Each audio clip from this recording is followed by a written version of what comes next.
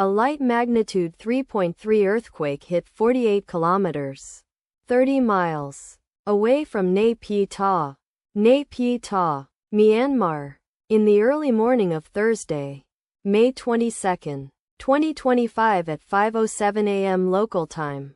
Asia, Yangon GMT plus 6:30.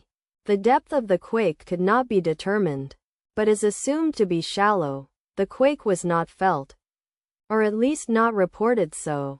First to report. Raspberry shake after 6 minutes. The earthquake occurred 1 day 19 hours after a magnitude 3.9 earthquake had hit on Tuesday, May 20, 2025, at 10:26 a.m. local time. Asia, Yangon GMT plus 6:30. In 91 kilometers, 57 miles, distance to the north. Data source from Volcano Discovery. Did you feel it? Let us pray. May the earthquake that occurred not affect our brothers and sisters there. May the earthquake not happen again. And may God protect everyone. Amen.